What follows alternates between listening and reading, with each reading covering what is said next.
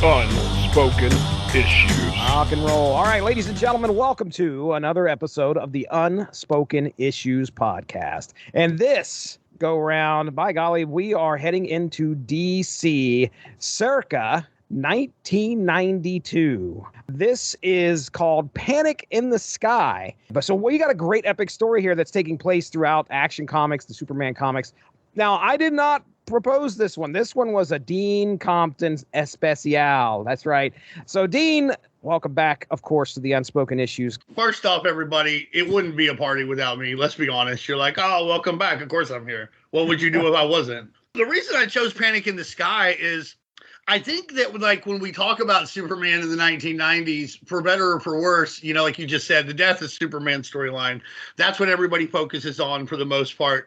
But you can argue, and you know, our guest Matt Price, a much bigger Superman guy than I, this was like a halcyon era for Superman. This was arguably like the creative apex of Superman. Maybe at any time, like you would talk about this, you could talk about the Mort Weisinger stuff. You could talk about the very early days of, you know, Crusader Superman. I cannot fly, I only jump, and I respect that. And I think that the Panic in the Sky is a really important aspect of it. I think this is a really cool spot where I don't know why, but for some reason it feels like early on after the crisis in the early 1990s, DC wanted to keep Superman a little more insular.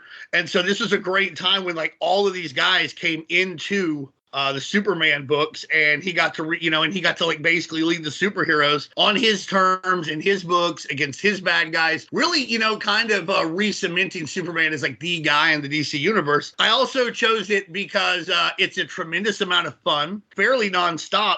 It's interesting to compare it to another crossover happening almost simultaneously, the Infinity Gauntlet, which is also about the superheroes going out into space to challenge a tyrant of sorts. Slightly less death here, just a little bit, but I like that about it. I think, like I said, I think it's a lot of fun. You get to see all these guys interact, have their little moments.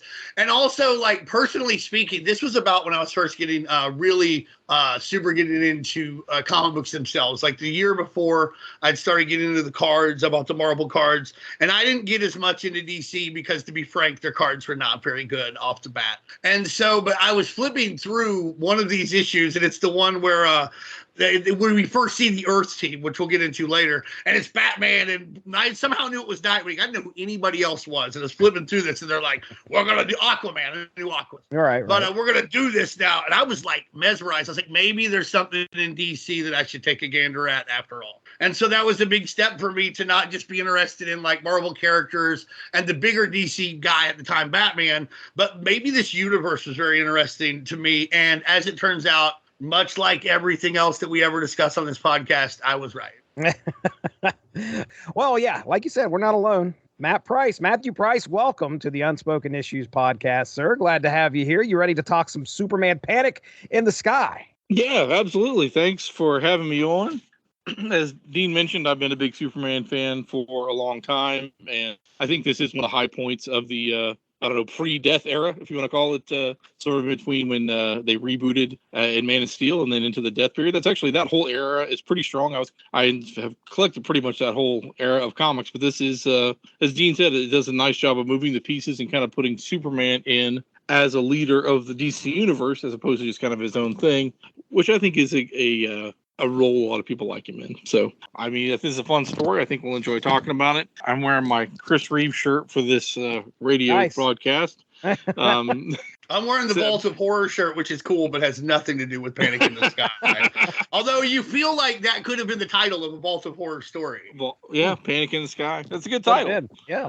Well, Matt, tell me a little bit. I mean, okay, Superman, was he the guy for you ever since you started reading comics, or what's up there? Pretty much as a kid. I mean, I've become a big Captain America fan as well, and Superman and Cap are kind of my main guys. But as a kid, I think I must have started seeing Superman on Super Friends, the cartoon. And then as the movie came out, the Christopher Reeve movie, I was still pretty little kid. And according to my parents, I just harassed them nonstop until I took them to see that movie. Depending on when you guys may have seen it, I don't know. I saw it at an age where I was just like, well, this is obviously the awesomest thing anybody's ever made about anything. Right. And from there on became just a big, I was into all kinds of superheroes. So Superman was kind of the gateway into all that. And I like that he does, the right things for the right reasons.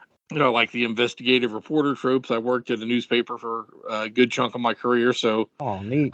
For whether that was a chicken or an egg situation, I'm not sure. But I always enjoyed those types of stories and seeing when they would do sort of their investigative journalism. So just I've always been a big fan of the character. There's obviously ways like anybody, any character you're a fan of for a long time, there's versions you like better than others. But I do think this 90s version it's pretty good. They had great creators back then on them. It looks good. I think the stories were pretty good. And they did that basically weekly Superman book for 10, 15 years, depending on how you count, I suppose, which is impressive. And I think was helpful at the time as far as just maintaining sort of that weekly comic book store trip. People will be like, okay, well, I'll go in every week. So I'll get my Superman. There'll be a Superman out. Do you remember? Batman titles didn't really do that at the time. Like not until like Nightfall, everything was kind of self-contained. So, right. Batman, there might have almost been a title every week, but it's not like they flowed from week exactly. to week. There's no triangle number on the front being right. like, There's just sort of like Nightfall had the number and everything.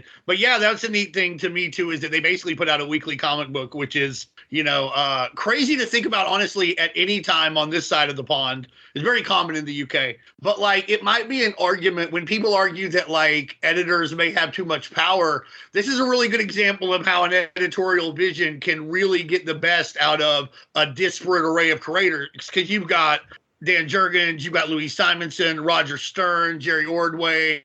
I'm a black in names now. Carl Kessel's going to come along. I can't pronounce John Bogdanovo's last name. Somebody else will get it for me. I got a lot of experts around here.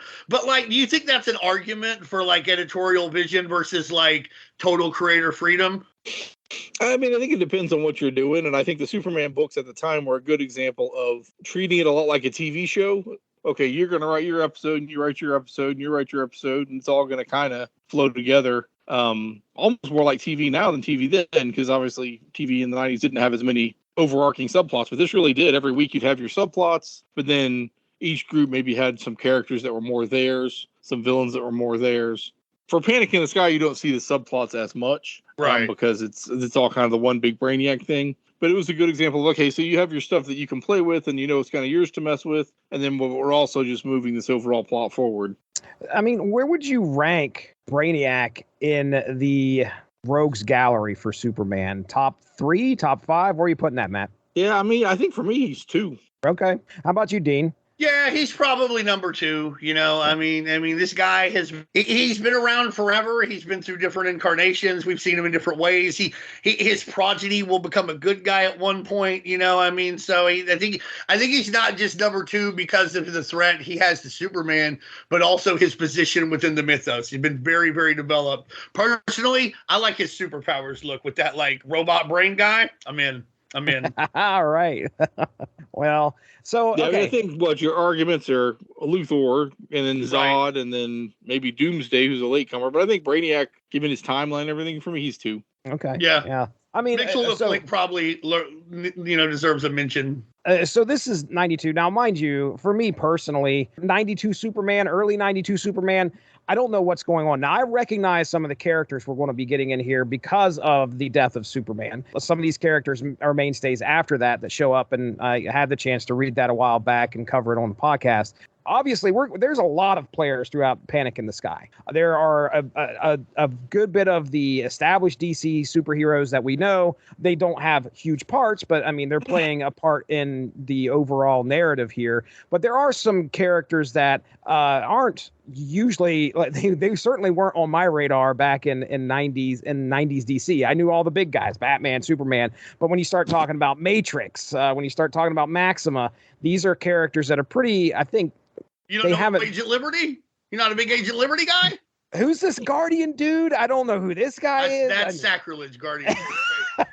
Who's this Bibbo guy? No, I'm just kidding. I know the Bibbo. Bibbo also great. But anyway, so just bear with me because my ignorance, I'll be learning from you guys tonight. So just be aware. But that's kind of where I'm at in 1990s. DC's, unfortunately, I'm not entrenched in knowing what's going on in the Superman, Batman, Justice League. Have no idea what's going on over here in early 90s DC. So this was a treat. This was something I'd never read before. Oh, lucky you. It's fun. It's a lot of fun. Yeah, I had a good time. So I remember the first time I read it. I read the old trade paperback, and that I showed y'all a copy of it earlier. And like I was at this guy's house, and like I was I was 15, and he was like 20. So that meant he had like money, in my opinion. Yeah, he had, buddy. like 20 trade paperbacks, right? Right. And like and so like he's like, yeah, do you want to borrow Panic in the Sky? Do I want to borrow Panic in the Sky? Absolutely, I would like to borrow Panic in the Sky. And I didn't even get to borrow it because I just disassociated and like read it that night while we're supposed to be playing Dungeons and Dragons. I just read this comic book. I couldn't help it. It's a lot of fun. That's what I'm saying. Lucky you. It really draws you in. I mean, I'm not going to sit here like nobody's going to compare it to, some all-time classic, but like, oh, this is a must-read masterpiece. But within the realm of just solid, really good superhero stuff, you can't do much better. I think I read it as it was coming out. I think by this point I was working at the comic book store, which eventually became my comic book store. And I think I was just picking up the Superman titles as it came out. So, okay. So you're still picking up the Superman titles as they come out. Yeah, basically. As I remember I think picking it up because you've got that, the one cool cover where it's everybody kind of running and that's a great cover. And then you've got the next month, they're all skeletons. You're like, whoa, what's going on here? So, yeah. There's some really compelling cover on the covers epilogue's epic too. Yeah. Right. So I think I might. It's possible that I might have missed one, but I was pretty much picking up the Superman titles, and I think I was at the comic book store by this point. So I think I pretty much got them all, and then I've read it several times since. For me, and this is just a quick aside before we get into the whole. It's a little bit, Dean, like watching a Royal Rumble. It's just like, who's showing up next? It's this guy. This guy's coming in. And like maybe sometimes it's Andre the Giant, and maybe sometimes it's Red Rooster. But either way, for a second, it's this guy coming down. And who cares who it is? Because like even if it's the Red Rooster, and the guy before that was the Macho King Randy Savage, the best incarnation of Randy Savage. Like it's all about seeing them interact. Like maybe the Metal Men aren't any players, but they don't talk to Deathstroke very often. So let's see. Right. So it's a different mix than you get at just your average episode of whatever wrestling show you watch. You're getting like. Yeah, it's the Metal Men, and they're with Deathstroke, and there's Wonder Woman, and when have they all been together? Right. And Agent Liberty. And Agent Liberty. Boy, oh boy. There was, I did not go in depth on like who the teams were. So if you guys want to do that and start naming them off, because I think I know I could do Earth teams pretty easy because I looked at that and I was like, there ain't too many people there. But boy, when we get out in space, they take a lot of guys to space. And some of the guys that wind up in space weren't there at the original meeting. Metamorpho's not there. How the hell did he get into space? Did he just gas his way to space? I respect it if he did. Hey, but he was not there. And that wow. reminds me of a time when I did not go to baseball practice, and then the coach said, you can't come play in the game because you didn't go to practice. Metamorpho should not have been allowed to go to space. He should have had to stay on Earth. Yeah, because he was not there at the meeting. Coach Superman. But he might have been a chair or something. That's fair. Unclear. You know what? That's fair. He could have been. He could have been an invisible gas. I don't know. Right. I don't remember who all was on each team, but I remember that, I guess I do remember. I couldn't name them off. I didn't list them off, but like the space team is like basically anybody who has any strength whatsoever. So you get the Superman, you get Largan, the Daxamite, and Captain Marvel, Shazam, who honestly, I love this story, but I'm like, couldn't the three of these guys just handled it? Just gone in there and just murked some guys? Wonder Woman, Kilowog, Guy Gardner, Fire, Ice, Deathstroke, Rocket Red, Booster Gold, Metamorpho, the Metal Men, Will Payton Starman, Flash. That's all I remember. Oh, Guardian and Agent Liberty are there. I don't remember anybody else off the top of my head, but that's the space team as I remember them. Hell of a rundown there. Well, let's do some character introductions first, okay? Because, like I said, Matrix, all right? So here's what I wrote down for Matrix. A protoplasmic shapeshifter who once took the form of Supergirl and fought alongside Superman. When you are introduced in this book, I don't know if I put that in here or not, but I know that all of a sudden I see Superman out in space and he's getting in a bar fight, and I'm like, oh, this is interesting. Well, hey, guess what? It's not Superman, it's Matrix. I mean, there's a lot of backstory, and then there's actually a lot of front story that happens after this. Right. That's even more confusing. I think for the later she'll be an angel. Right. It's just okay. Why, don't worry about that now. No, it's fine. We're not talking about that right now. She has a skateboard too, but that matters less. But no, she's from an alternate universe, as I recall, and there's a whole story of how she shows up. And they were having a hard time reintroducing Supergirl in the 90s because they had so dramatically killed her off in Crisis, and they didn't want to just bring her back as the same, but they also wanted to have a Supergirl character for a lot of reasons. The way they did it was they brought in this character, this protoplasmic shape-shifting character from another universe. And there is a whole Supergirl saga. Maybe Dean will want to do a show on that at some point. I don't know. It's like a 3-parter. But I think all of that is probably, for the purposes of today, I think you probably have hit the high points. Alternate universe, shape-shifting character who once appeared as Supergirl, but who can, appear as all kinds of different people. Right. And as you found out, as Superman. Okay. Then we have Draga, who is an alien that apparently has ran into Superman before. They've either fought, or a denizen of Warworld at one point, maybe, and they fought. He feels he's been wronged in a death rite of some sort, and he intends to duel to the death with Superman because of this previous encounter that he had. So just imagine, okay, we got Draga. He's also got a beef with Superman. Who doesn't have a beef with Superman, apparently?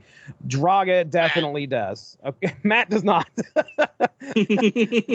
Matt does not. But yeah, I mean, so there's Draga. This is a character I never knew anything about until I hopped into this story. Anything else you guys would like to add? I think they meet like the first time Superman goes to Warworld, because he knows all about Warworld. I can't remember. Matt will be able to correct me, but I think they fought, and Superman, by law, is supposed to kill him, but then he didn't. They did a really good Justice League that kind of centered around this at one point, like the DCAU one. I remember seeing that and really liking it, but I haven't read that stuff in a long, long time. So I'll let Mr. Price pick it up. That's pretty close to it. Draga was like a Warworld champion when Mongol was running it. Superman defeated him. You're supposed to kill him. Superman's like, well, I'm not killing him. I'm sparing your life. And Draga's like, well, now you have shamed me, so I got to fight you to the death again. And so that's kind of where he is. Alien gladiator stuff. Yep.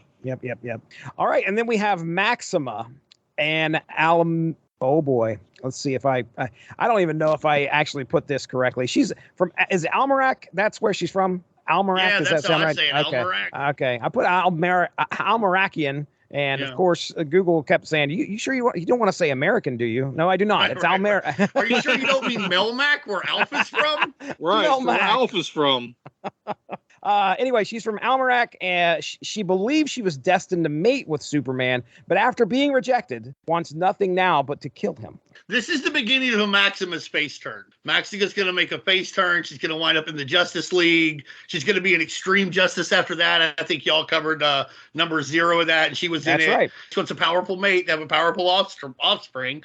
And I don't know if y'all are aware of this, but in the DC universe, they don't come more powerful than Superman. Although later, I think she does. She slums it with Captain Atom. So way to go, Captain Nathaniel Adam. But no, for real, an interesting character who I didn't see until the Death of Superman saga. And I've always really liked Maxima. I think she makes a heel turn again later. I really like her. I really think she's cool. She's got a good look. I think that she fits well into the Superman mythos. Yeah, I mean, from her point of view, she's right. She's like, I need to have the most powerful heir as possible to maintain peace on my planet. Yeah. And Superman, by rejecting me, you're leading my planet into potential civil war and destruction. So from her point of view, what's your big deal, Superman? Just right. You're supposed to be for peace and justice. Well, here you go. So, but he's a farm boy from Kansas, and he sees that as maybe a step too far. So,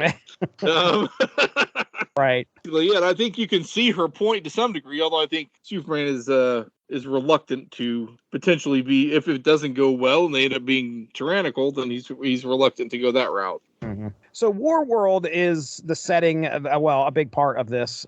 And I know that I've seen Warworld before. The idea that I had was like Warworld was this huge, it's the Death Star. All right. The Death Star, but like just completely filled with people who apparently love gladiator battles. I don't know. Yeah, I mean, the way I would describe it is it's like Planet Hulk meets Ego the Living Planet. Okay. Like, I mean, there's gladiator battles. The people there, much like the Roman Colosseum, which, we talk about it, but I think people forget the reason it was there is like things weren't great for the average Roman citizen at that time. So this was a way to distract the old bread and circuses. So they have a populace that's apparently, I don't know know what they do because I can't imagine what the economy on Warworld is like. But they go to these fights and they get mad when there's bad fights.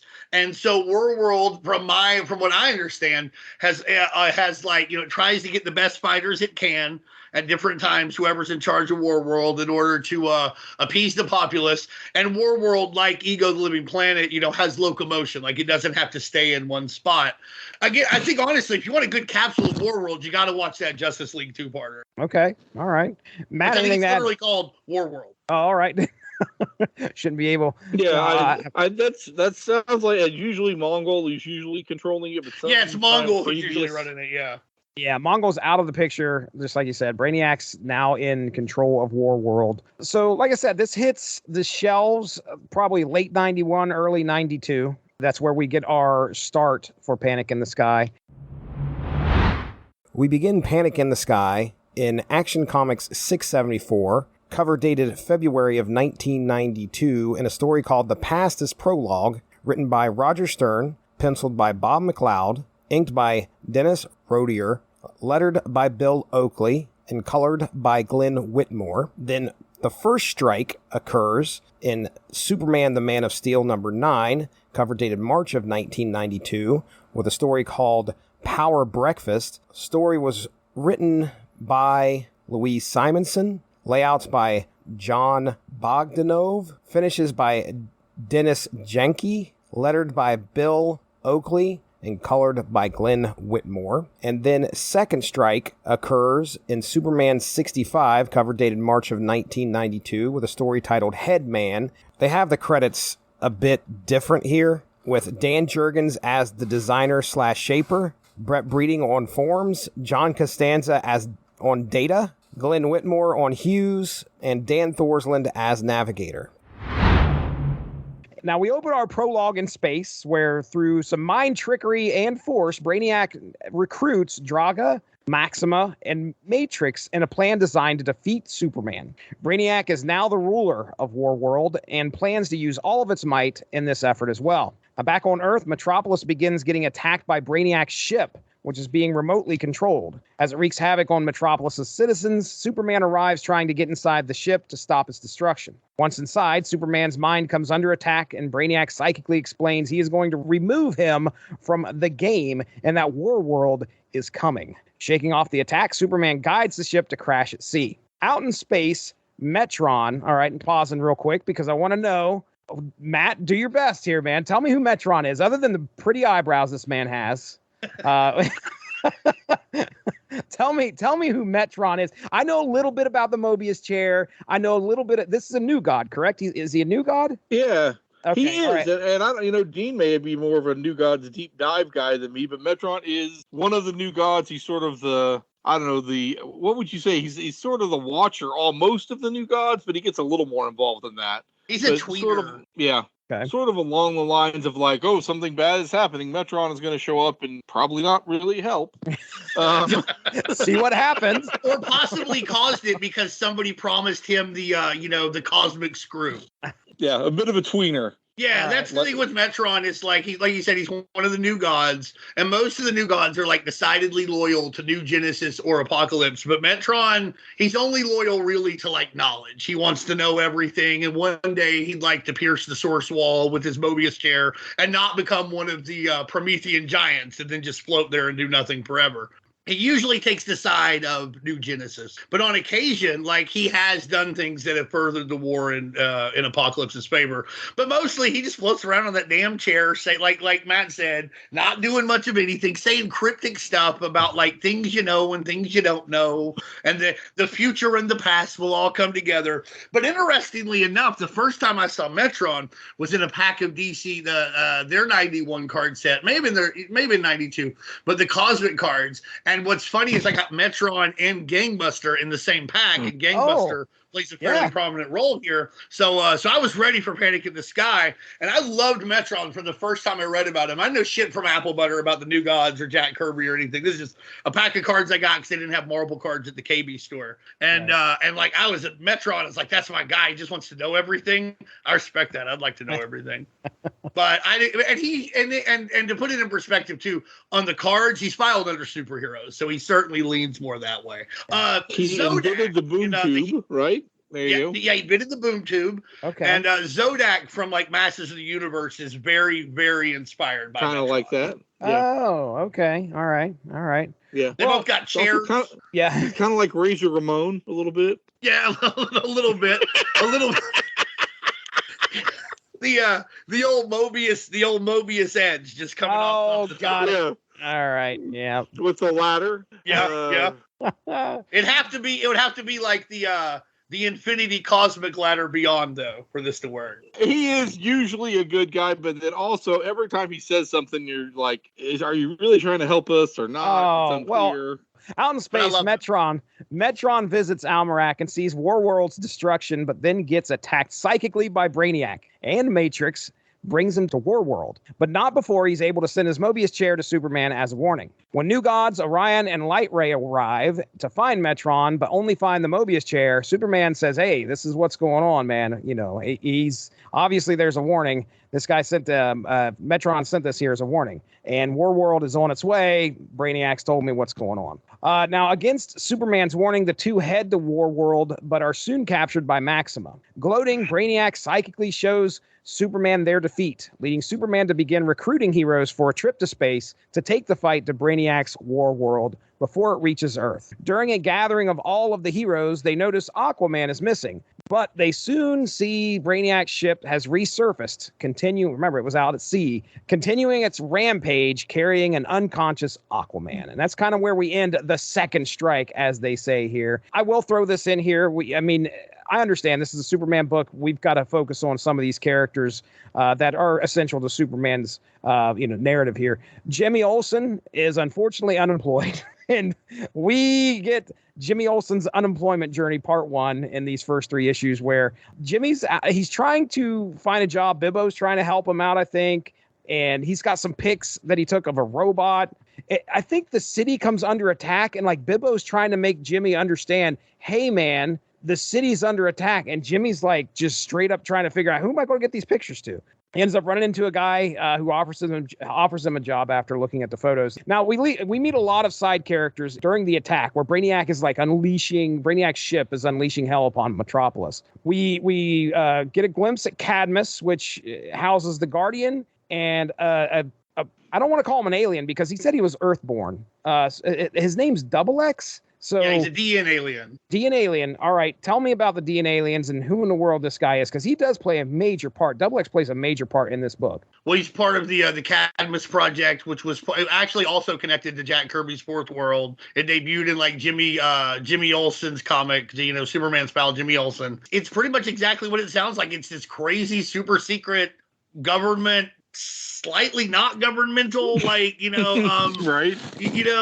Paramilitary experimentation lab, and Double X is a DN alien, and I forget how they made him, but like he's like, they created him, and the Guardian is like the clone of an old 40s superhero called the Guardian, who Jack Kirby also created, and then like he brought back in the 70s. And I think that remained his origin under the New Earth, but I can't say for sure. But that's where these guys all started. So there's a lot of one of the neatest things about this run for me, honestly, when you go back and read it. Again, I didn't know about the New Gods and stuff then either, but the New Gods in the Fourth World really, really influence and have play a big part in the Superman mythos from, say, I don't know, 88 until 97 with Genesis or so. Maybe a little longer if you count JLA. One of the things that I didn't mention in this synopsis was the fact that Lex Luthor 2, so he's hanging out. Obviously, we're kind of watching the effects of Brainiac's ship as it's going through Metropolis, affecting everybody that Superman knows. Lex Luthor 2, though, tell me about this Lex Luthor 2 and what's going on here.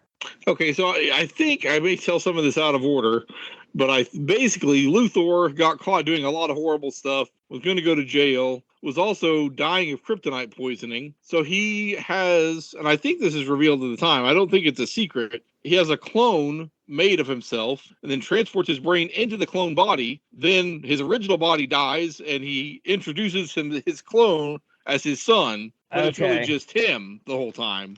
I noticed that he had like a Scottish and he's Australian now. Thank you. Yeah. Okay. That's the thing that I noticed. Like, Yeah. he's got an accent too, which is interesting. Hey, listen, you gotta go all the way. Yeah.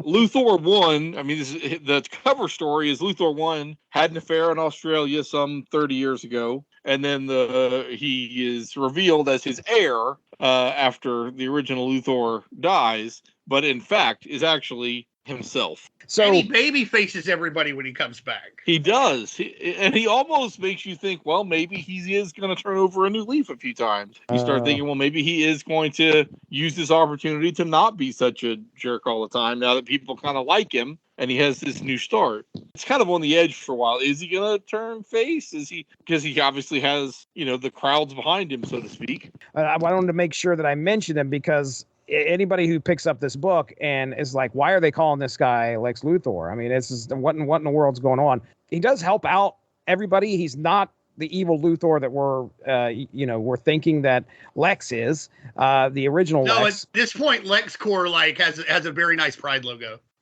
Right. I mean, they're a good corporation now. Right. They are a good corporation. And they're helping out the heroes. They're sending out a team. There's a team Luthor that's shows up. They're all in armor and everything that helps out people on the street. So I did want to definitely mention them because he does show up here. We do have Professor Emil Hamilton, who he's showing up here at the end for sure, but he does help out as well. He's helping out Bibbo, I think, at the beginning. So in these first three, he's helping out Bibbo, piling around with Bibbo. And I thought he was just getting lunch. I thought he was just getting lunch and the world started falling. And then that waitress get out of here with these donuts, you jerk. And then Jimmy and Bibbo and him eat a donut in what is honestly one of my favorite panels of the whole thing. There's perfect bites out of the donuts and there's bricks falling and shit. And they're just all right, so what's next? Gotta have breakfast, even in the apocalypse. Oh, so is there any backstory for Emil Hamilton here before Panic in the Sky that is important? He was introduced, I think, in the second Adventures of Superman post-crisis, created by, I think, Marv Wolfman. He probably has a predecessor, like a pre-crisis, something they kind of based him on. But he was a scientist who got fired by Luthor, as I recall. And so he invents this big gauntlet machine that he thinks can kill Superman. And Superman manages to get through it. It doesn't kill him. And he's like, why did you do this? He's like, well, I didn't have anything left. Lex stole all my ideas. I'm broke. I'm living on the street. I had to prove that my stuff would work. So anyway, he from that, instead of going and being a supervillain, decides to become an ally of Superman. And for the next several years throughout the book, whenever Superman needs something scienced, he goes to Professor Hamilton, who I think goes on and works at Star Labs for a while after that. I think sometimes he is, sometimes he isn't, but he's sort of Superman's go-to, hey, what is this sciencey thing that we have found? Got it. All right. And when he doesn't know, he goes to Project Cadmus. Okay. Yeah. Hamilton will be like, I don't know. Go to Project Cadmus. Or possibly Star Labs, like you said. I don't know. Yeah. They do a neat little job of focusing on who Superman is recruiting. And one of those people that he recruits made me raise an eyebrow, where he reaches out to Deathstroke. So he's obviously on the good side here. Is just Superman's just I need to find a tactical dude. This is where I'm going to go. Dean, isn't it right around his face turn? Yeah, he has his own title at this point. Okay. This is after, what was it? He turns face during, I think, Titan's Hunt, or right before that. And so, at this point, he's at least a tweener, and he has his own title, Deathstroke the Terminator, and yeah, he's basically a member of the Titans doing good things, and I think he turns heel again, about the turn of the century. Okay. All right, I'm pulling back here. All right, it's time for you guys, whatever you guys want to talk about here. Matt, we'll start with you, buddy. What do you think of these first three? The prologue, we got First Strike and Second Strike. One thing I do love whenever sci-fi has a CD bar, that regardless of how far flung into the future or space you are, that there's still a CD bar establishment a la Star Wars that you can go into. So I kind of like that Matrix is kind of like doing the Clint Eastwood Man with No Name thing at the beginning there with the poncho and the hat. I think that's kind of a neat bit. I love that cover on Man of Steel 9 on First Strike. We talked a little bit about John Bogdanov. I think he really captures like the strength of Superman. It's kind of like, to me, he's almost a straight line from the Golden Age Superman to the 90s, is just how he portrays him, with just like all this like coiled up, ready to explode strength. But also, something I showed you guys, we mentioned a little bit, is that, there's a scene in the Mechanical Monsters Fleischer cartoon that almost matches up almost exactly, not as a swipe so much, but definitely an homage of him fighting some mechanical monsters in this issue, in issue 9 as well. I liked all that. I liked the closing page of the Villains United in issue 9. And then as we get into the second strike, it's got that iconic cover, Jurgens and Breeding, that are just a classic Superman team. The assemblage of the heroes reminds you a little bit maybe of Crisis in some degree, but it's where Superman gets to kind of stand up and be like, okay, I'm the guy that you listen to at times like this. You get a little bit of Lois and Superman in this. So I was gonna say, there's a few things that remind me of Crisis in this series. We haven't hit it yet, but there's definitely a cover. There's a cover that definitely, you're like, oh, wait a second. There's two, because if you want to pull the skeleton one, that happens in Crisis as well on one of the covers. So, but anyway, go ahead. I interrupted you. Go ahead. No, basically that was it. Other than I know Dean wants to talk about the New Gods getting jobbed out. So. Oh, it did seem like they really did get beat really easily. Orion could kill everybody on war. I'm sorry, man. That's the god of fucking war. Like, just destroying everything. But, somebody's got to do the job in every crossover situation. And if somebody important doesn't do the job early, it doesn't mean as much. So, on the one hand, I am upset. I think that Metron and Light Ray and Orion, they did not look as good as they could have. But if somebody doesn't look bad early, like, what do we care? If Orion can go in there and just take care of everything, I guess Superman's secret wish came true. Because at one point early, he's like, oh, man, maybe they'll take care of it. I won't even have to do anything. I'm like, well, that's not what is this? Like, maybe somebody will do it for me. No, I understand, though. To be honest, like, that's how I feel about every household chore. If you're Superman, like, you've got to be like, oh, man, this oil volcano just exploded. Can somebody else take care of this one, please? And I don't do any household chores. And, like, Superman does, like, all of it. So, anyhow, so I do think that I wish they had gotten a little better. But, again, I understand. I like I said earlier, I like the scene where, like, Jimmy is, like, running across. I think this is so, like, earlier you mentioned that this worked like a TV show. And this is such a TV show moment where he's running through, people are just like lasers are zapping behind him. He drops the pictures right to the guy he was bringing them to. What serendipity.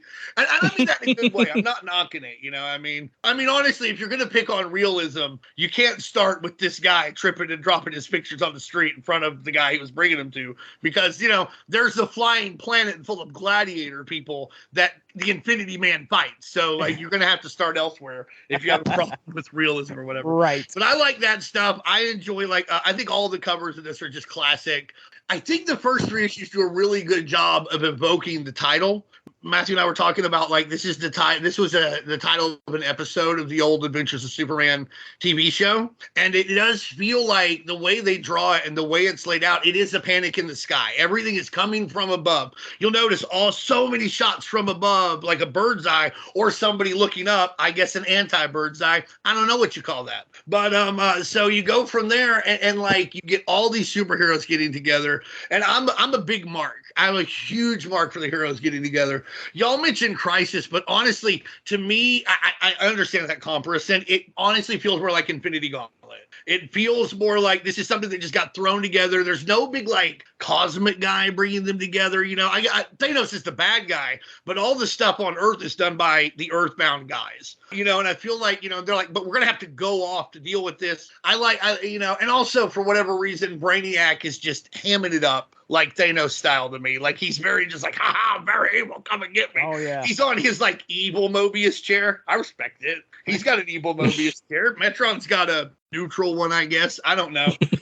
It does make you wonder, though, speaking of Metron, he's sort of a jerk and nobody likes him, but apparently they like him enough to show up when he's in trouble.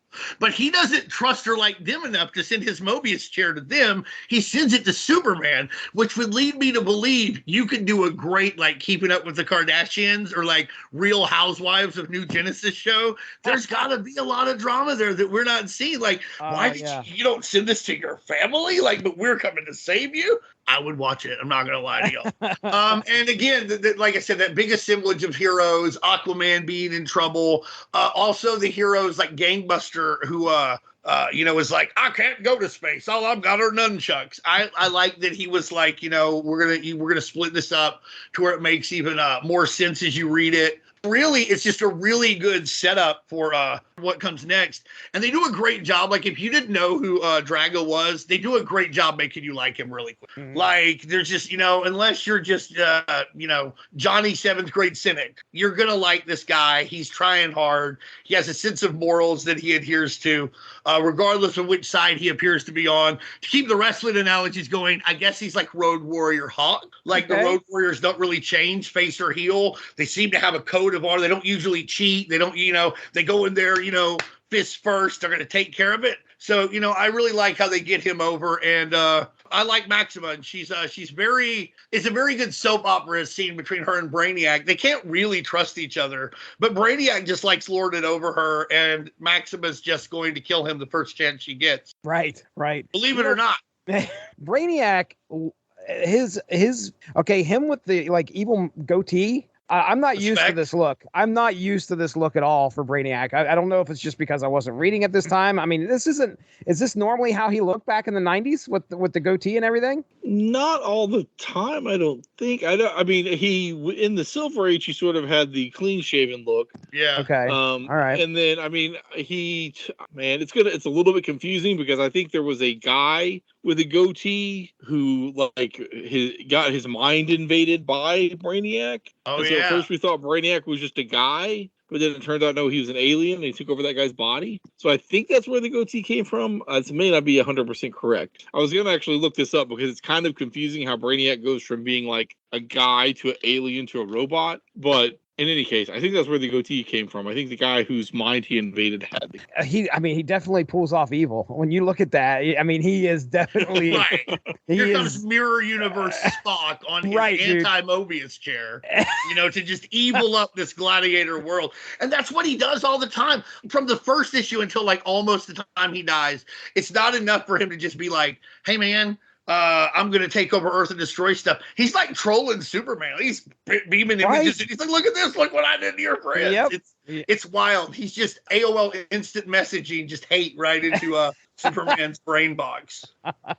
Like, listen, if you're going to go for the king, you may as well be loud about it. Oh, do it, man. Do it all the way. I do think it's a little funny that Metron thinks that mailing somebody his chair is a good warning. That's just kind of like, is that the international symbol for I'm in trouble? On New Genesis chair. It's like an empty chair just appeared. Like Dean, if one of your chairs shows up at my house tomorrow, should I get on a plane because you're in trouble? Yes, actually, if one of my chairs shows up at your house somehow, right now, you probably should get on a plane. At least call him. Bad things have happened. Hey, I got your chair over here. What is going on? Right. First off, how did you know it's my chair? My chairs are decidedly nondescript. Well, I don't know. Maybe it's a return address, but I don't know. But you're right. What would they have done if Double X had been there?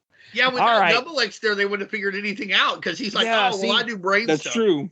I can figure this out. Yeah, so I'll check it out. Why send it to Superman? Because those guys track it down anyway. Like Orion and Light Ray just show up with their mother boxes. They're like, he's here. You're right. It doesn't make sense. But I'm gonna let it slide because we get to see Double X on it. Yeah. Sure. No, I think it's probably Metron is just a jerk, and he's like, I'm gonna send it to Superman. I trust him more to figure it out.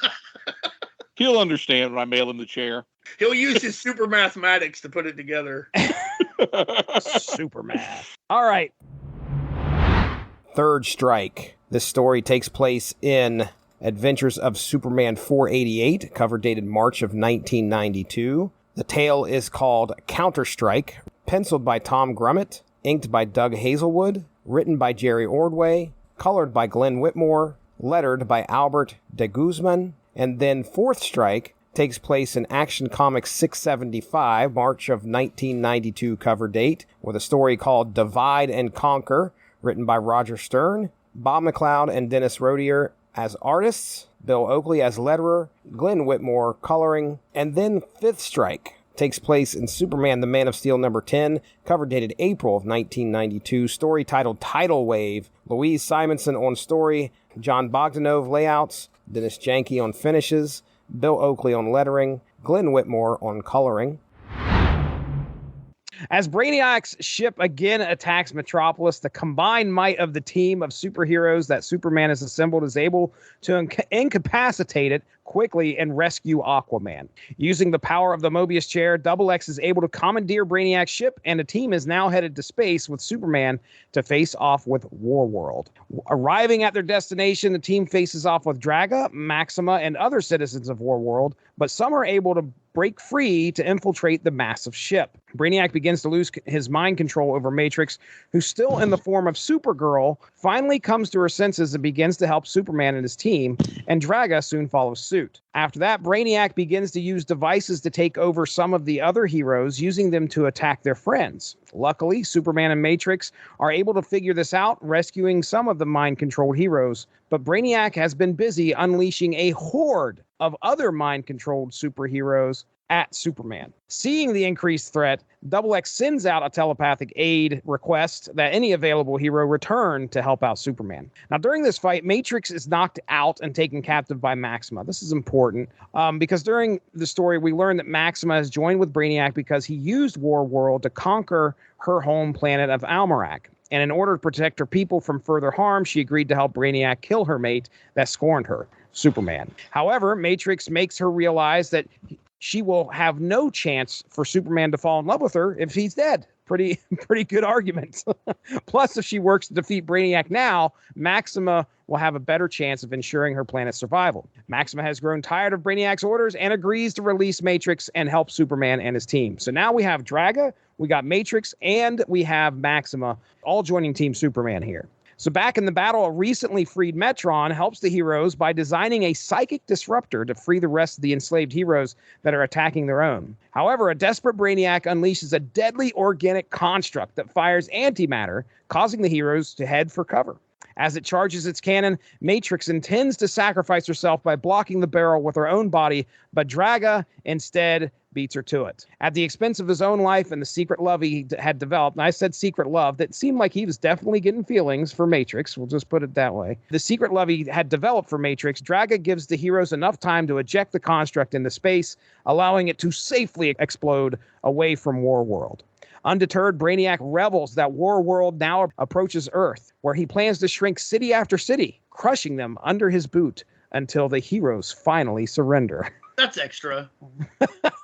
On Earth, Batman is in charge of the defense team in Metropolis that now has its hands full with some teleported champions of Warworld. So we got out there, I've got the list here. So Crimson Fox is on Earth along with Blue Beetle, Aquaman, Nightwing, Thorn, and Gangbuster along with Batman. They're all trying to keep the streets of Metropolis safe, which is not happening.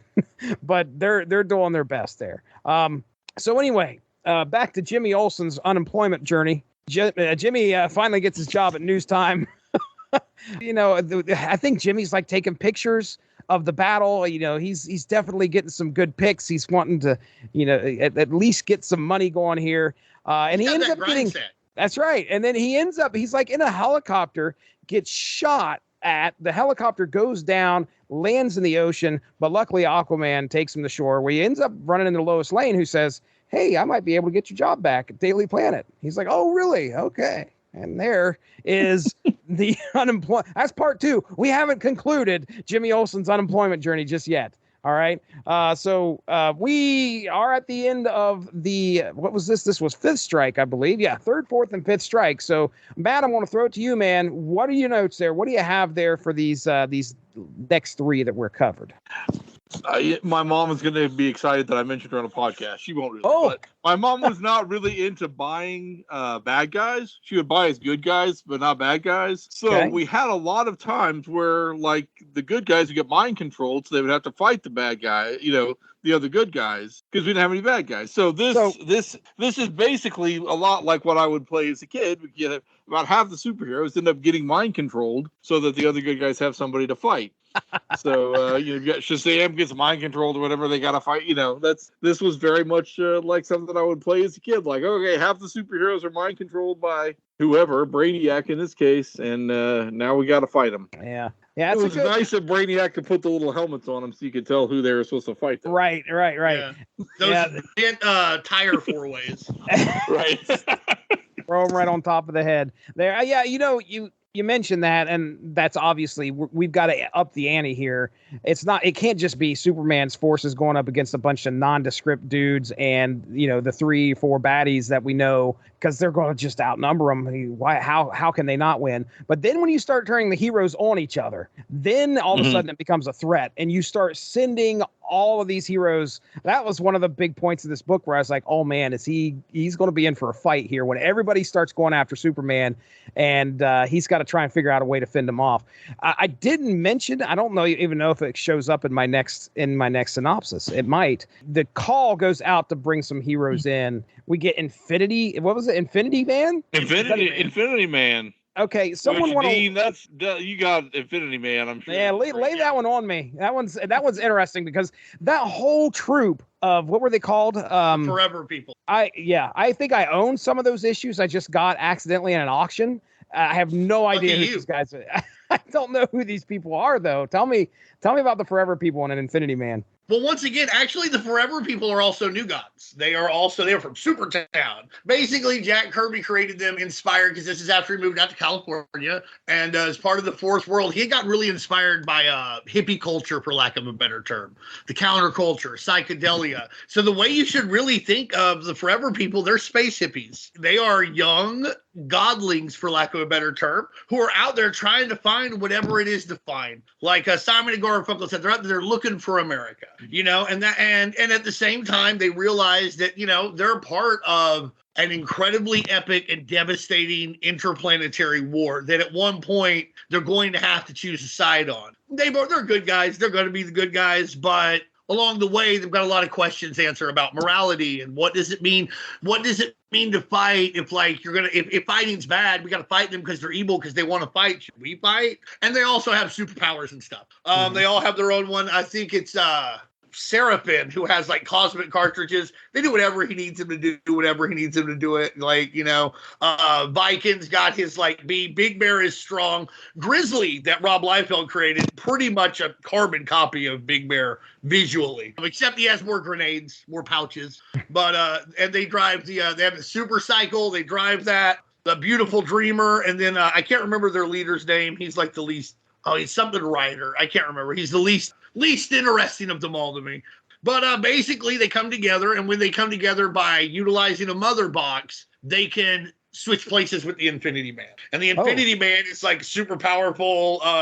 Again, can do whatever. He'll fire rays and punch guys and everything. That's why Captain Marvel, when he shows up and they're fighting, is I think we've gotten something else in common, because again, they're place switchers, So I love the Forever People, and the best way to enjoy them is within the confines of Jack Kirby's Fourth World, the original stuff. But I'm always very, very happy when they show up. That's it, right? Mark Moonrider. That's it. Infinity Man is kind of like Psychic Voltron. Yeah, that's a great way to put it.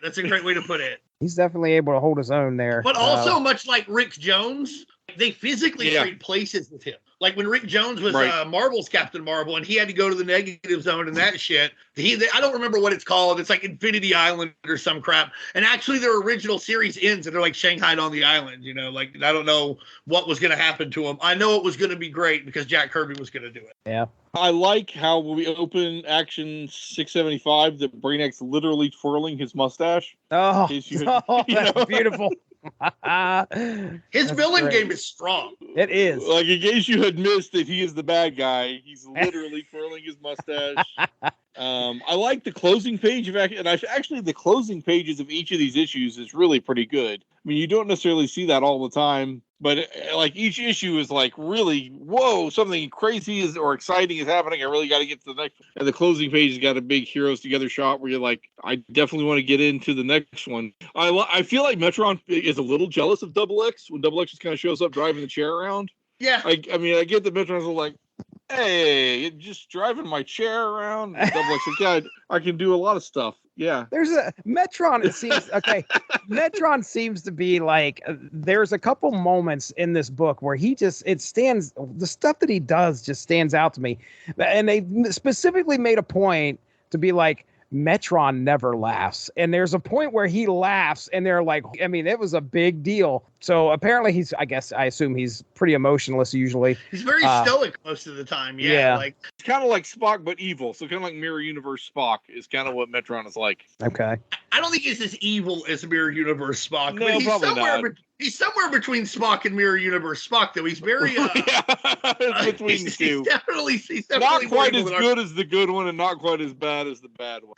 He's definitely like on a Dungeons and Dragons alignment scale, lawful neutral. He has this code, and it is like the accumulation of knowledge, and whatever he has to do that's whatever. And that's why when he gets emotionally involved in something, it's frightening. It would be frightening if he was mad, if he was happy, or the idea that he wants any kind of vengeance. That's wild. And I really like that part. That really gets over Metron. But you're right, Matt. He is jealous. He's always like, I can't imagine a mind could control my chair. It's like when I figured out Lazy Boy as a kid, right? Like, oh man, how did you get that chair to recline? I'm like, there's the fucking lever, bro. So anyhow, so I just feel like he's just mad. I feel like he's just, he is jealous that somebody actually is playing with his toy. Mm-hmm. I didn't send you the chair to use it. Right. It's a message. Why are you sitting on a message? Oh man, I mean he does, and Double X does some stuff with that chair too. Like he's teleporting Brainiac's ship into the middle of Warworld, which I think that's a pretty big deal. He's Double X is like one of the unsung heroes, I would say, of this. I mean, he's definitely, I'll sing his praise. He's definitely showing his stuff here for a character that I don't know much about. I was like, this dude's doing some stuff. Matt, tell me what you think of Superman, the Man of Steel's issue number 10 cover there. That's one of the crisis allusions that I was pointing to earlier. What do you think? Right. I think that's one that you got to do a callback to from time to time. And it definitely lets you know kind of what's happening, some of the feelings that they're going to try to evoke with it. And I think it's a solid piece. I mean, it doesn't necessarily surpass the original, but the covers on this series, I think are good throughout. And I think that's a good one. It kind of lets you know that, there's an emotional turnout for this character who kind of started out as a bad guy and basically makes his face turn over the course of the series, and the Supergirl ends up mourning him. So, I mean, maybe it's a spoiler a little bit to put that on the cover, but I think it's nicely done and a good place for an homage. Supergirl obviously in Crisis, Supergirl's on the other end of this. Of course, it's not Supergirl here, but that's what definitely what stands out to me. The fact that it's now Supergirl holding a fallen hero instead. It's a neat cover. For a second when I saw this cover, I was like, did I miss something? Like, were all these somehow secretly tied to Crisis in some way? And then I went back and I was like, no, that's not the case. But this one made me sit there. And then the one with I think what doubled that up was I don't know if it's this next issue after this one or the one where it's the final, I'm pretty sure, where all the skeletons are and all the heroes are skeletons.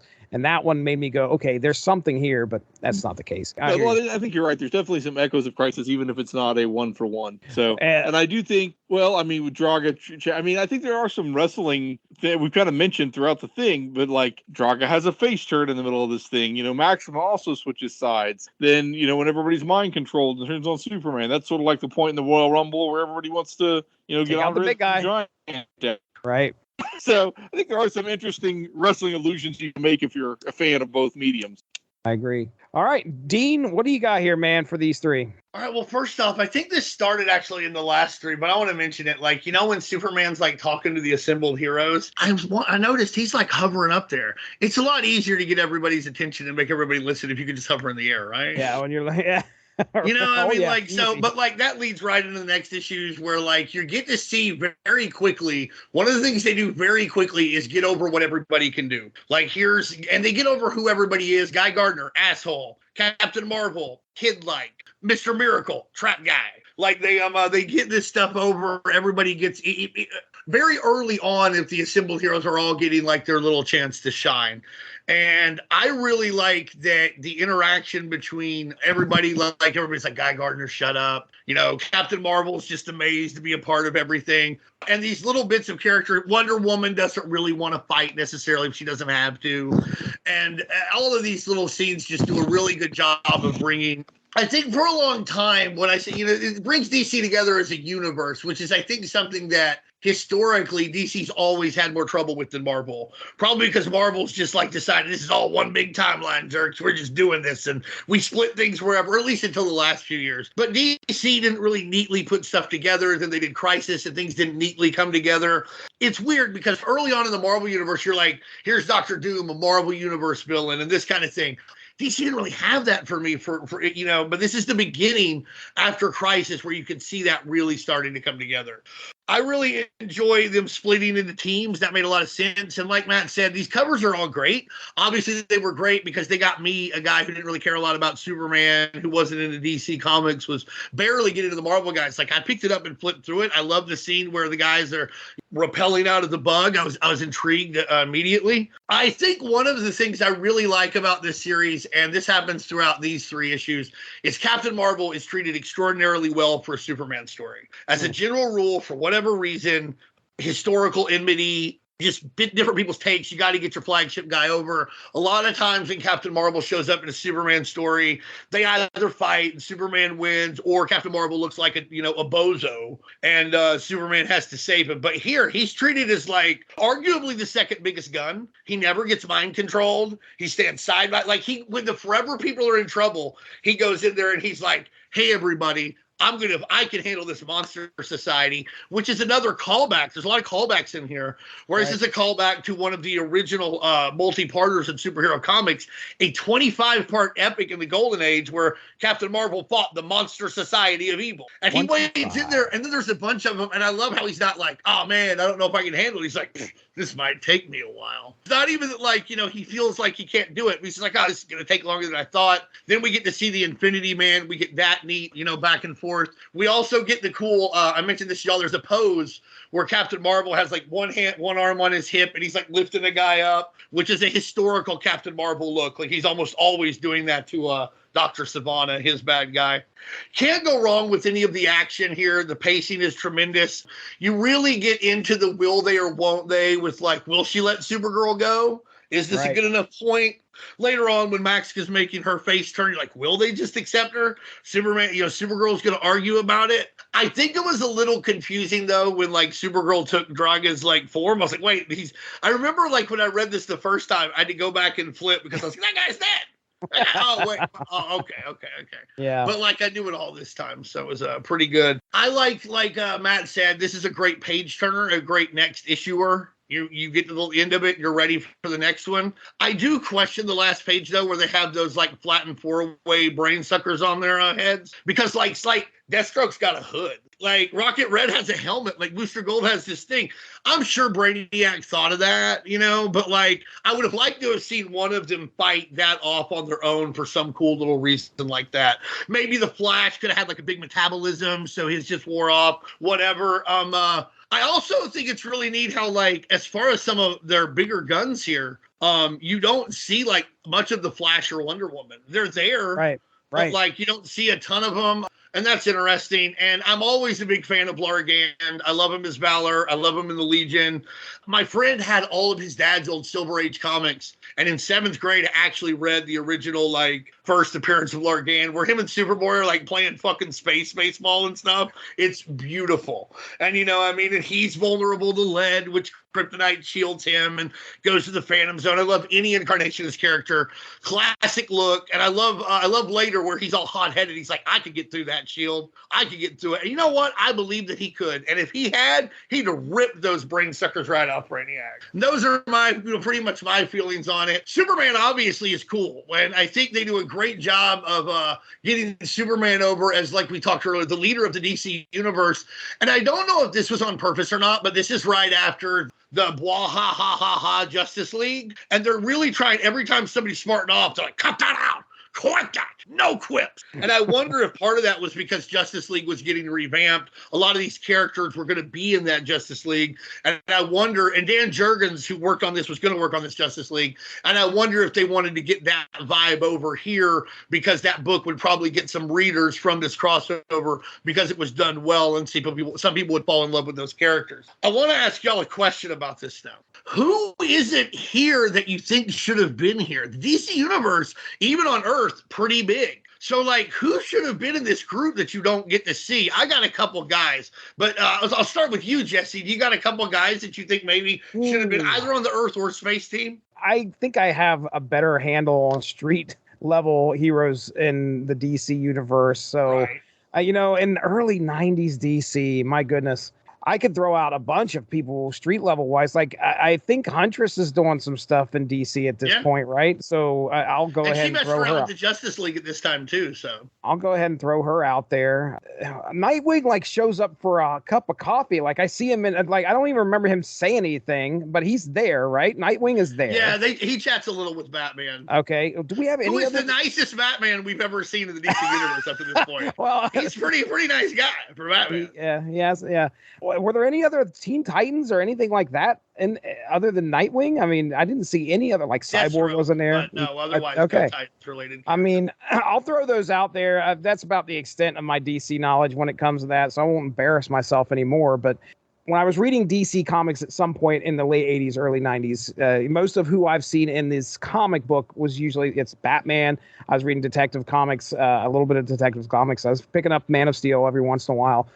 Huntress was one I was picking up. And then I'm not going to say Ragman should have been in there because I think I would. I'd have loved it.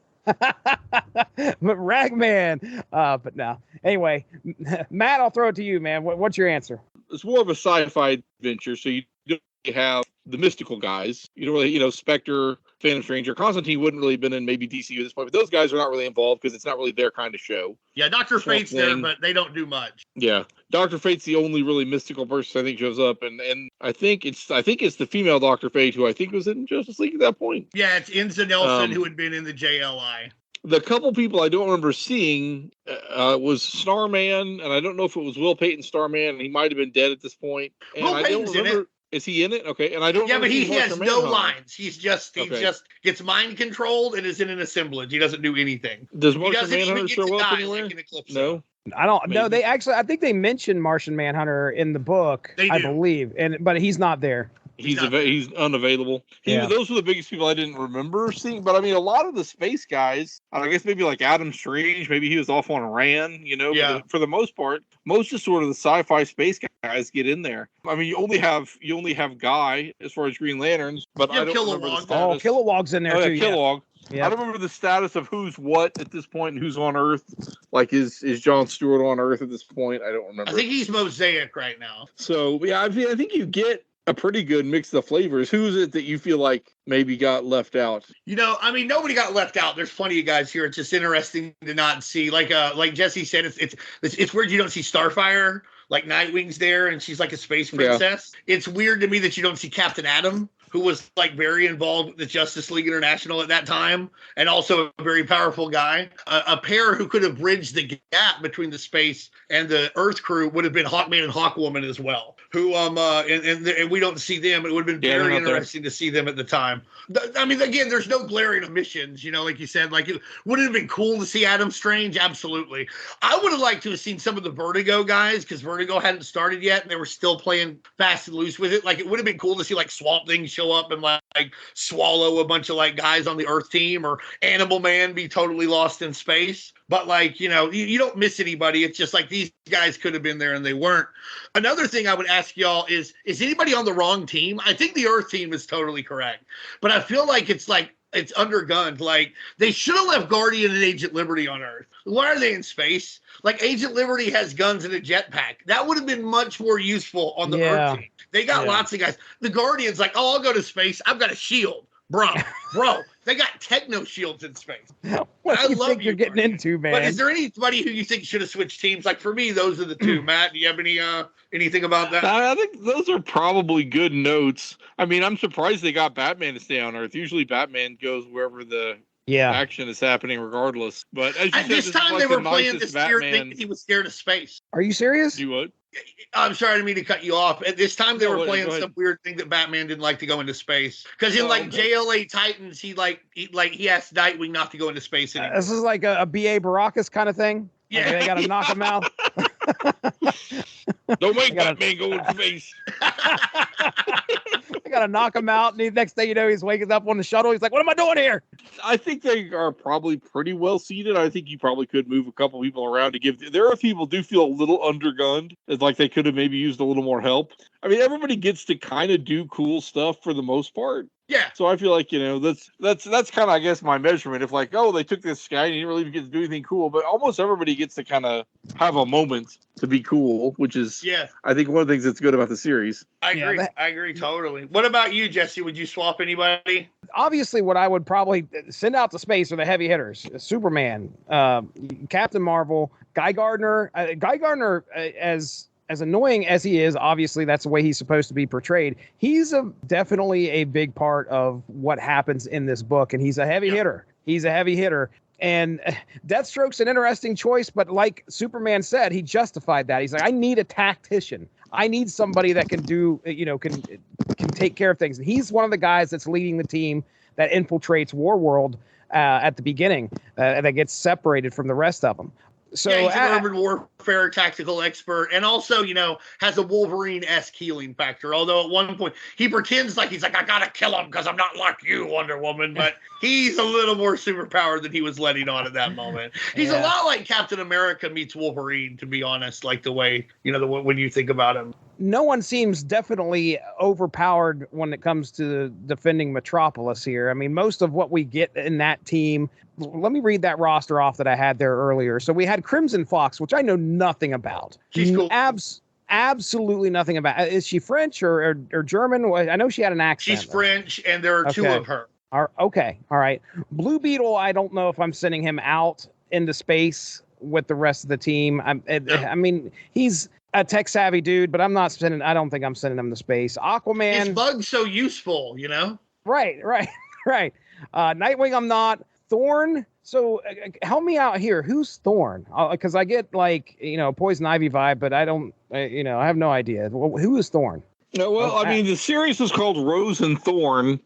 And as I recall, when it first started out, like, Rose was just like kind of a prim, proper girl, and she would go to sleep and then wake up and become Thorn, who would go out and do vigilante stuff, and maybe she didn't know she was doing it. I don't know if that stayed the concept the whole time, but I mean, I think she basically punches people. I'm not sure there are superpowers involved beyond that. Okay. I would have to reference to make sure, but I think it's more of a hand-to-hand fighter than something super, like, blasty or anything. Well, again, I think the most important part of her mythos is that, like, she appeared in backups in Lois Lane, and that's where like the 100 come from. Okay. Well, definitely street level there, and Gangbuster. I don't know if you can get any more street level than that. I mean, the Metropolis street team headed by Batman is perfectly fine. Just leave them where they're at. Don't send them into space. One of them's going to die.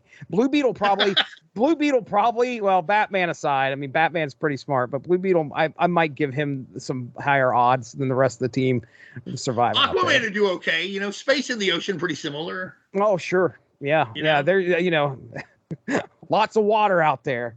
Not the water part, but like used to dealing with pressure, and he punches stuff. Oh, okay. So you're actually making a legitimate argument. All right, yeah. Like, you're right. Like, there better be a shower on this ship, but like, as far as like dealing with the pressures of space and stuff like that, it doesn't seem like, he would be able to handle a decent amount of it. This is like, okay, this version of Aquaman is very much the Super Friends Aquaman to me. It looks like it anyway to me. Things are going to change for this guy pretty soon after this, right? Like, he looks like the quintessential Aquaman that I used to know from, like, almost from somebody Bronze you Age. used to know. Yeah, exactly. I mean, just a super friend you used to know. That's right. Yeah, I think it's a year or two later he loses his hand and goes more piratey. Okay. All right. Yeah, he becomes Tarzan of the ocean. I like the Metal Men. Cool to see them. Oh yeah, the Metal Men showing up here. You didn't see the Metal Men a lot around this time, so it's really cool that they got in on this. Kilowog trounce them, and they're all like, and some of them are in puddles. It's not good. But like that's their role. They're the crash test dummies of superheroes. Like right. That's their whole thing. They get torn apart. They get better. It's lovely. I love them. Oh, the other guy who I would have liked to have seen on the Earth team who didn't show up, and it's because he was just going from mature readers to back to the DC universe, is Green Arrow. I think it would have been really cool to see Green Arrow there. Oh yeah, that would have fit well, really well. Yeah. All right. On the Earth team, sure. Yeah, on the Earth team. Yeah, absolutely.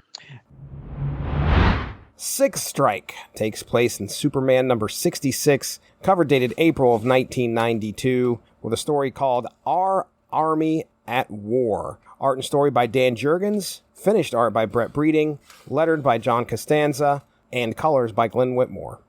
Our epilogue takes place in Adventures of Superman number 489, cover dated April of 1992. The story titled Hail the Conquering Heroes. Penciled by Tom Grummett, inked by Doug Hazelwood, Jerry Ordway, the writer, Glenn Whitmore, colorist, Albert de Guzman, letterer.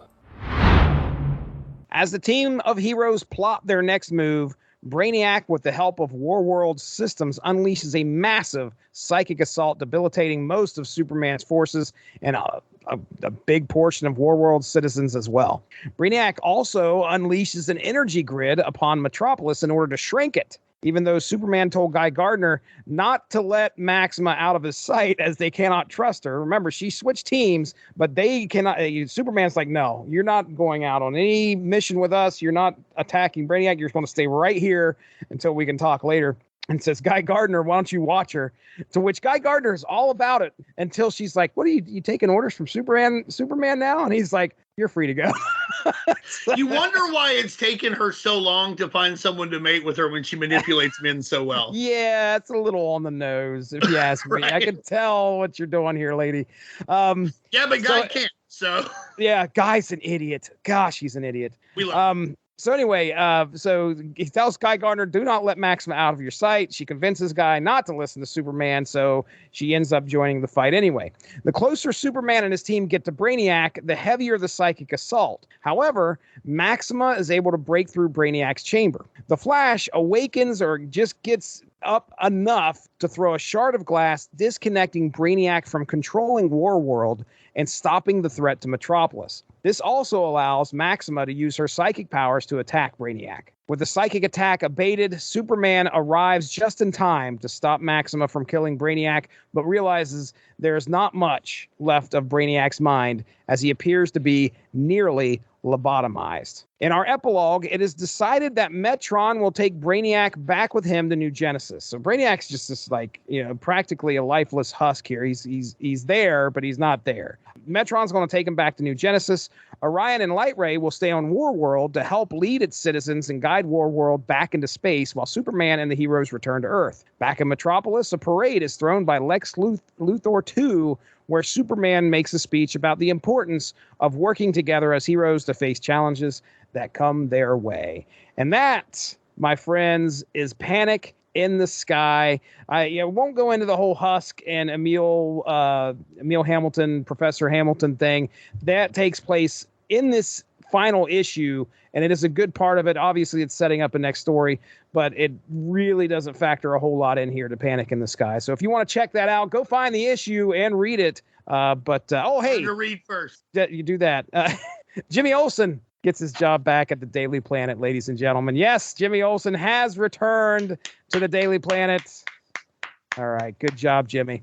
Oh, hey, you know what? I forgot the stinger. The stinger of all this, at the end of that second to last issue, just as Maxima is unleashing this assault on Brainiac, he's able to lift his hand up and pull a lever, and a small orb drops out of Warworld. And that's it. I mean, we don't have any idea what that is. Doesn't show up in the epilogue. There's not anything that. What could it be? We don't know. There's no knowledge bestowed upon us here in Panic in the Sky. Other than that, that was grab the lever. You know what it is? I'm sure. It's you know how when people move, there's that pod service they can have. Okay. Like they load their stuff in the pod and then they take it. That's what it is. Brainiac was moving. He was want to get his stuff to where it was. Last resort is the pod lever. Okay. I bet that's not it. All right then.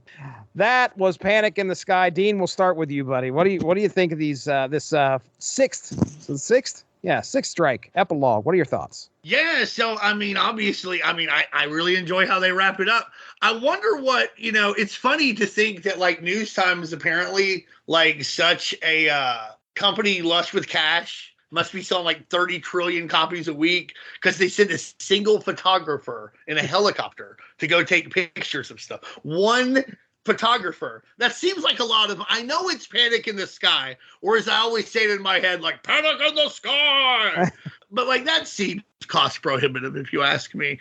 Well, I know exactly where News Time is getting that money. It is distribution and printing off and getting out those anarchist pamphlets. He apparently picked.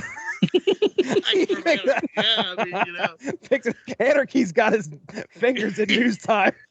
Probably. Way to go, Lonnie Macklin. I think it's great that like it's a Superman book, but Superman doesn't necessarily save the day, and I think that's important. Normally that would be bad, but a big portion of I think the series, the story was to get Superman over as a leader, a role model, an icon of the DC universe. And so if the team he assembles makes the right decision and gets the job done, then great work. So Maxima, the Metal Men, and Guy Gardner managed to save the day. It was pretty cool to see like Guy Gardner's like hammer do the maze thing. Like it's like Tron or something. It was really cool. I enjoy the part of the epilogue where like everybody boom tubes down. I like the part at the end where Captain Marvel and Superman shake hands. And he's like, "You did great." It's like, "It's great being with you." I really, really am into the Flash, like throwing that shard. Where did he learn to ninja? I respect it. Don't get me wrong. But like, wow, what a perfect throw. It really wraps everything up nicely. You get a cool speech from Superman, reinforcing that Superman is like the coolest and best dude of all time. Just a really nice guy who wanted to do the right thing, and he's really happy he was there to do so.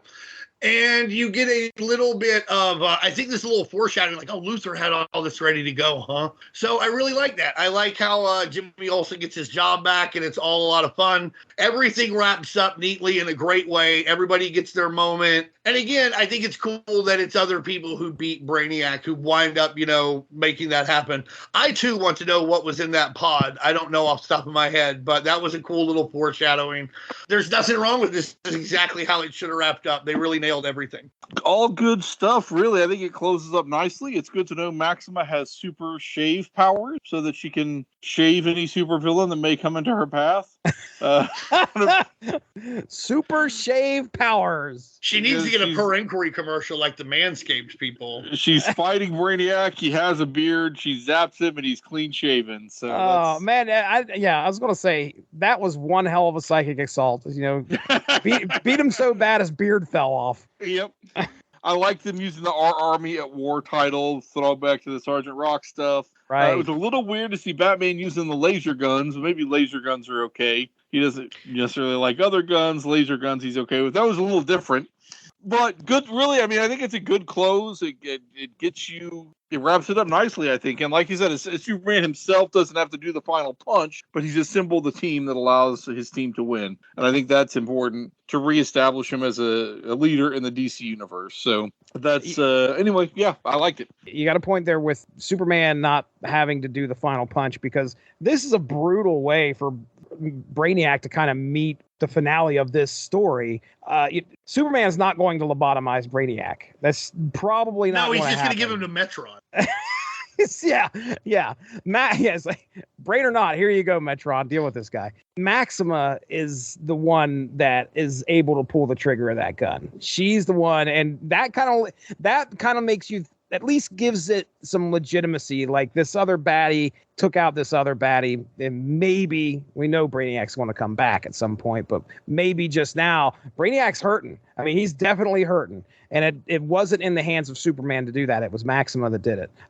Which I appreciate the story for going that route. Yeah, man, I enjoyed this story. This was a lot of fun. You mentioned, like, was there some people missing? We talked about that already, but I think they made obviously a specific or a special point to try and keep the amount of people down, to not make the story feel so overburdened with, oh, who's that guy? Who's that guy? Who's that guy? What are they doing? Right. Why aren't they doing this? It's told well. One of you, Dean, you already mentioned it, but I think Matt may have mentioned it in the chat as well. Everybody is on point. Yeah, I get that. I get that for sure, that this is the people that are here, they're here, and it feels like they have a reason for being here, and I understand why and what they could do.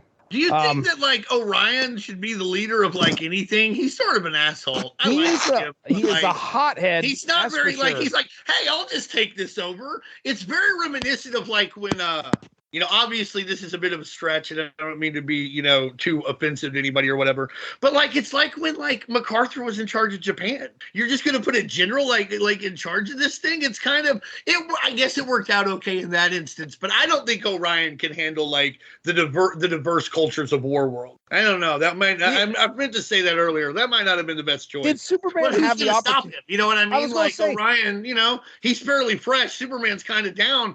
He could give Superman a run for his money when they're both, fully powered. Maybe if Superman's down a little, he could just punch him and, like, win. I don't know. Probably not. But I don't know. Who was going to tell him no? Everybody's tired. Let's go home.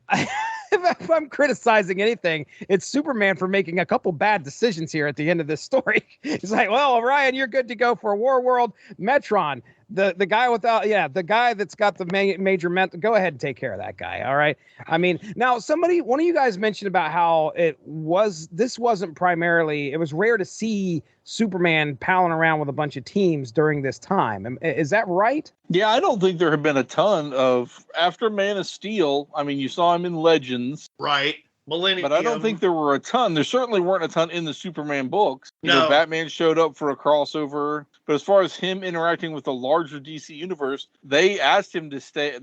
I think the Superman office asked him to not be involved in Justice League, and that's where you get the Bwahaha Justice League, right? Where he pops in from time to time, but he's not a regular cast member. So I don't think there's a lot of stories between, say, 87 and 91. I guess only 3 or 4 years where he's seen as much as the leader of a DC universe, task force or whatever. Other than Legends, you have in that time frame. Well, even in Invasion, they make it a point to make Captain Atom the guy in charge, right? And Millennium, really the Green Lanterns are running the show. Like with Armageddon 2001, like that wasn't really a crossover of sorts. Everybody kind of did their own thing in their own annual, and then with Eclipso, he's gone for most of it. Right. And War of the Gods, I actually don't remember how that plays out, but it's Wonder Woman's show. Yeah, but this is one of the few times between, say, Man of Steel and Death of Superman, I guess, where Superman's like, hey, I'm the guy, everybody rally around me. He reforms the Justice League shortly after this, like you were saying, and it's a Jurgens era. So I guess you could say at that point he's kind of reestablished himself as a leader when that Jurgens era Justice League kicks in. I think they realized that whatever benefits that they got from keeping Superman more insular, it wasn't worth the costs.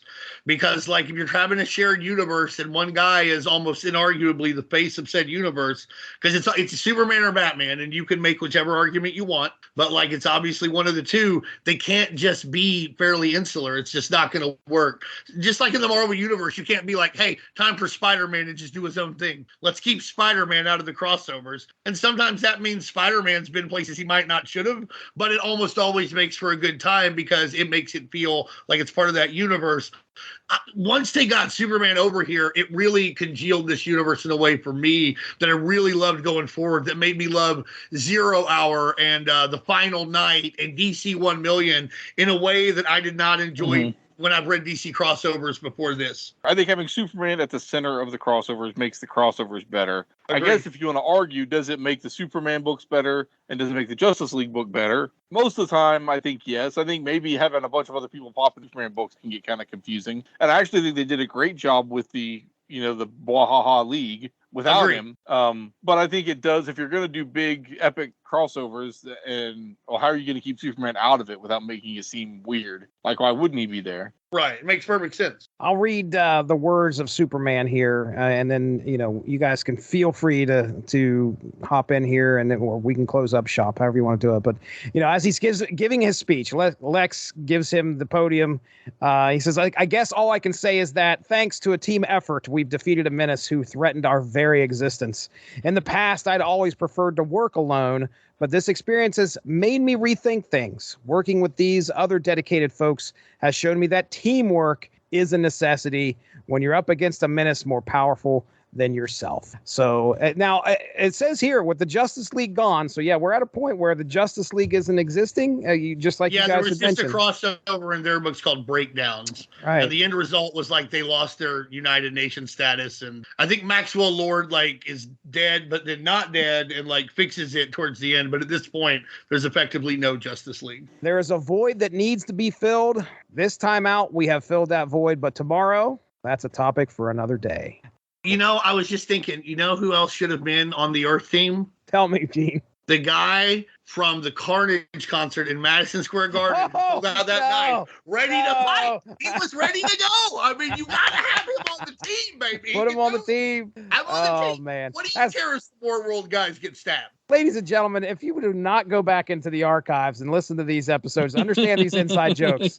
I'm number one, I guess I apologize. Number two, you better get on it. Well, let's go ahead. We'll get into plugs. Matt, man, thank you very much for coming in here and hanging out with us. I hope you get to make it back on some more shows. Why don't you go ahead and plug some things? I know you got some things going on there. Sure. Well, I'm at my shop, Speeding Bullet Comics, right now. We sell some stuff on eBay, Speeding Bullet, or, if you're in Norman, Oklahoma, come on by. We're at 614 North Border in Norman. And we do have a website, speedingbulletcomics.com, although I'm not trying real hard to sell you things there, but it is there. You can visit us on Facebook. It's just facebook.com/speedingbullet. We'd love to chat with you if you want to chat with us there. You can follow a lot of my writing at matthewlprice.com, which rounds up most of my columns for the Oklahoman and occasional other stuff I do in film or comics or whatever else I've got going on at the moment. And I guess that probably covers it. Yeah. So those are the high points right now. Awesome. Well, thanks for being here, man.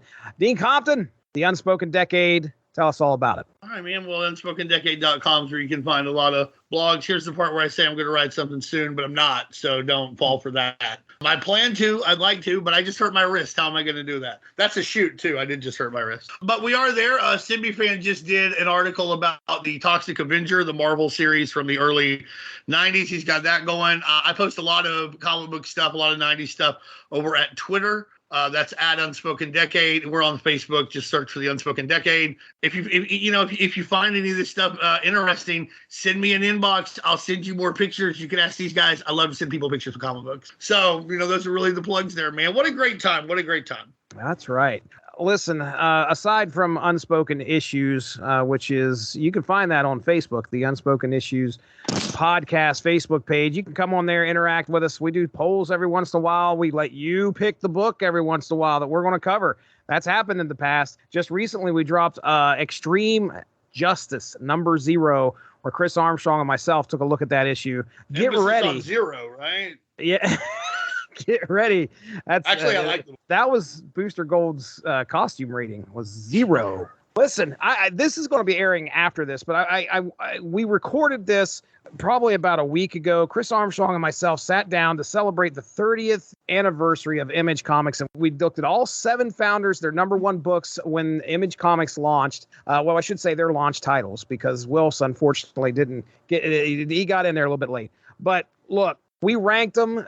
4-hour podcast, but guess what? We chopped it down into 8 episodes, and you're probably only going to have to listen to 10, 15 minutes of us talking about each issue and how much we loved. And we're counting down, like I said, 7-1. So who's going to be #1? You'll have to tune in to find out, or go back in the archive and find it, because that was a lot of fun. And of course, I will not sleep on my Source Material Comics podcast as well. We cover just about anything on there, and we're not 90s centric. Anyway, that's it for me. Shout out to the W2M Network. And they're obviously putting the power behind this podcast. So check out that website and check out that Facebook page for W2M Network. That's it. We are out of here. For Matthew Price, for Dean Compton, I'm Jesse Starcher. This has been Unspoken Issues. Panic in the Sky has been averted thanks to Superman. We're out of here. Bye-bye. Thanks for joining us. Unspoken Issues is part of the UnspokenDecade.com, the home for 90s comics, blogs, and podcasts. Unspoken Issues also has a Facebook group you can join if you are interested. Just search the Unspoken Issues podcast and request to join. All of this would not be possible without W2Mnet.com and the Rattleitch Broadcasting Network, so make sure to seek them out for more podcasts. If you enjoyed what you heard today, please feel free to share, and we look forward to entertaining you again soon.